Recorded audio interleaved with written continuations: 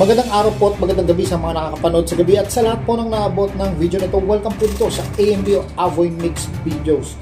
Ngayon po ay may bago tayong video. Ito po ay video na ito ay courtesy of Philippine Coast Guard. Isa po itong medyo mahaba-habang videos kumpara doon sa ipinapakita sa balita. Ito yung kolisyon ng dalawang vessels dito sa West Philippines na nagbanggaan. At parehas po yan Chinese vessels, isang Navy at yung Coast Guard nila. Sabi nga nila, karma lang. At yung iba naman, nagpapasalamat daw sa Chinese Navy dahil pinagtanggol daw tayo sa kanilang sariling Coast Guard. Ayun yung mga naririnig kong comment. So ito po yung video na 2 minutes and 58 seconds, So ito yung video, panoorin po natin, Talagang habulan to. Makikita nyo kung gaano kagaling ang ating mga Navy pagdating sa karagatan. So, ito po.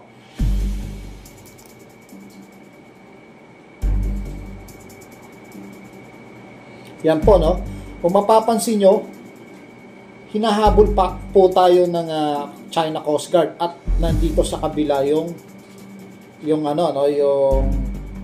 water cannon nila. Kaya pinipilit nating pumunta dito sa kabila. Ayan po, sa kabilang side. Ayan po. Ayan.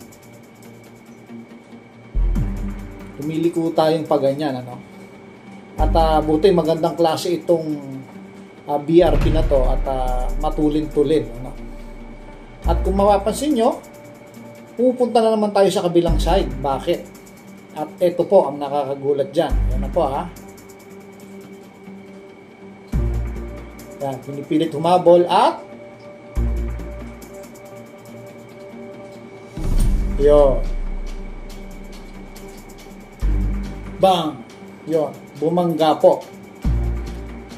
Kita nyo naman, Biglang pumarang at nakalusot tayo, Kung hindi tayo nakalusot, tayo ang nabangga, Sa ibang video makikita nyo, matulin po yung pagdating nitong Navy na to. Pero mukhang hindi makaabot, Tumawid pa tayo sa kabila at makikita nyo yung butas. Ayun, Kita nyo yung butas sa harapan, May butas siya sa harapan, ayun.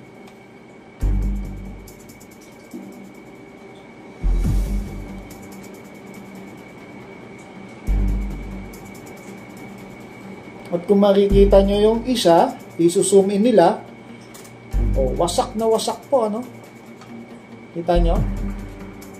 Ayan, wasak yung nguso. Ito yata yung butas, yung itim na yan, Or, I don't think so, kung butas nga yan.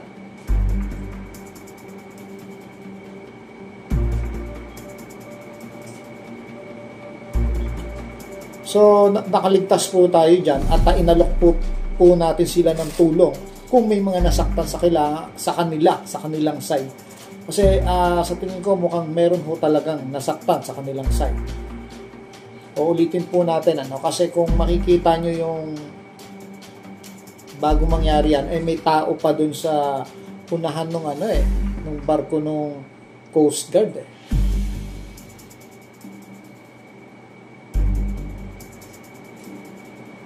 So, tuloy muna natin itong video. Ayan.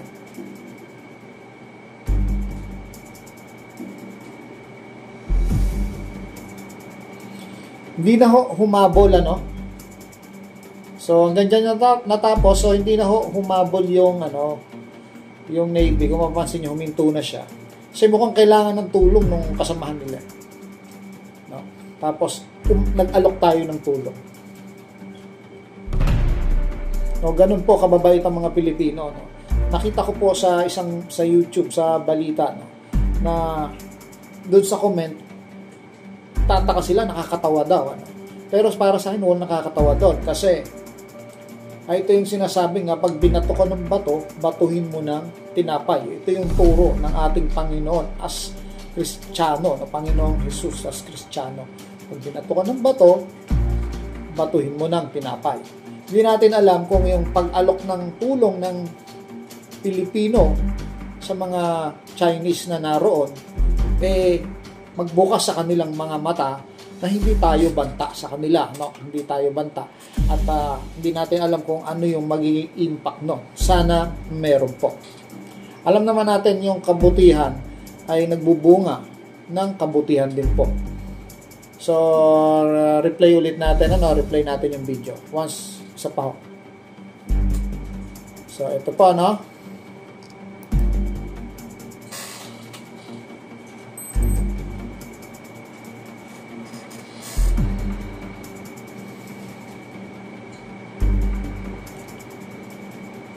So, pag nandyan po tayo, talagang nakaka-tense po.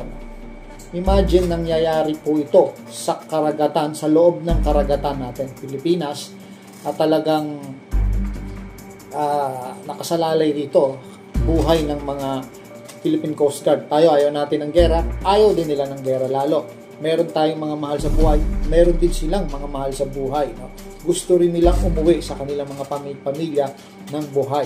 Pero ginagampanan po nila yung kanilang trabaho. Kagaya niyan po. Ayan, ano.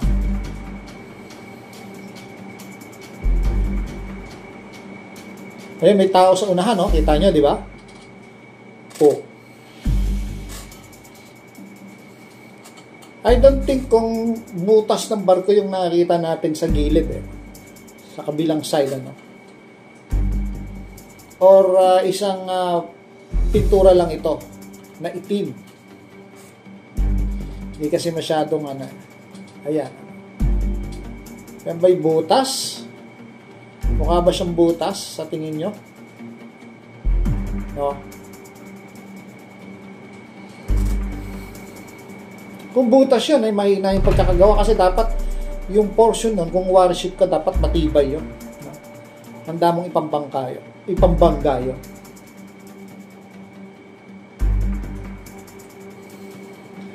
Sana nakaligtas yung tao doon. Mukhang may tumalon, ano? Sana nakaligtas kasi may tao talaga doon sa may tao doon sa bungad, no? Sa ibang video ipapakita natin matulin ho yung pagdating ng Philippine Navy, no? Kung tayo ang nasa pool noon, nako, may kalalagyan tong ating PCG, no? Ewan ko kung mag-aalok sila ng tulong o huhulihin nila, hindi natin alam, or iiwanan nila sa dagat. So, sinare ko lang po itong video na ito at sana hindi na ito lumaki pa, no?